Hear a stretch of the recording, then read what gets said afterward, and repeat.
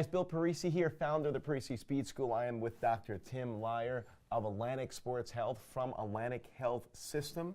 Excited to have you on today, Tim. I know we did went over some things on our previous segment about the knee. Today we're going to talk about a hot topic, Osgood-Schlatter's, which a lot of people talk about being a disease, but earlier you said it's really not a disease. Talk to us why young kids get this. Why does this come about? How do we treat it? What's the best way to handle this? It's an interesting topic. It's very widespread, and there's a lot of concern about it. Osgood-Schlatter disease is not a disease because it's a growth-associated inflammation of a growth center. We have to make a big distinction between the growth plate and growth centers. So these are cartilage areas in bone where tendons insert, and while you're adolescent, while your child is growing, the tendon basically are stretched. And if there's too much tension at the insertion of the tendon, as we can see in a second in our model, then these areas gets inflamed. So this is a problem, a condition, an inflammation during the adolescent growth spurts primarily. Most important is to distinguish between more severe knee injuries, as we spoke in the past. You want to make sure that this is Osgood-Schlatter.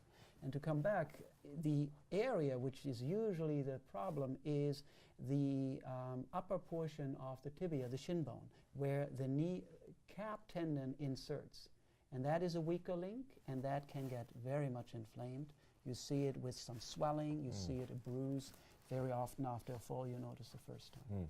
And what are the things we can do to treat this I know it's not a disease, but this pain, this issue? It's important to talk about it. It's important to recognize that there is a lot we can do. So primarily, we want to try to help the athlete stretch better. As I said, it happens associated with the growth spur, so there's a lot of tension. And if we look at typically our 13, 14-year-old boy, they're so tight. So physical therapy, home exercise, stretching program, looking at alignment, looking at the foot in relation to the hip, how does that play? We can locally treat it with some physical therapy, some ice therapy. We can, in more severe cases, use some anti-inflammatory to decrease inflammation, and we can help padding it. We can prevent a direct hit to it by a hockey stick or lacrosse or even falling on it. Right, because that would create a lot of pain. So the secret is rest, ice, and just letting an athlete just work through the growth. That is right, and this is, for all our parents and athletes, this is one of the conditions we do let our athletes play with. Yep. But you have to know, and you have to see someone who's familiar with an adolescent sports athlete to make sure this is Osgood-Schlatter and nothing more severe, God forbid. That's a good point. So first, in your opinion, it's really not a disease. It's just growth. It is growth related. We're still uncertain why it happens in certain athletes and in others not. And hopefully in the future we get an answer.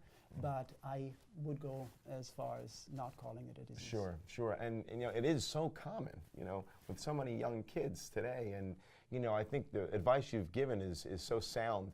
Most importantly, rest and stretching and some of the fundamentals. And sometimes kids, they just don't know how to shut it off. Right. And as parents, we got to make sure they do shut it off, and even in their play, because even outside playing recreationally, they might have to stop that as well. For some time, and I think the good thing again is that these children and athletes can continue playing if we have the right diagnosis, and the majority of cases with our treatment regimen are having significant decreased symptoms. Yeah. That's great. Well, thanks so much, Tim. Very insightful. I appreciate the info, and I know our parents will as well.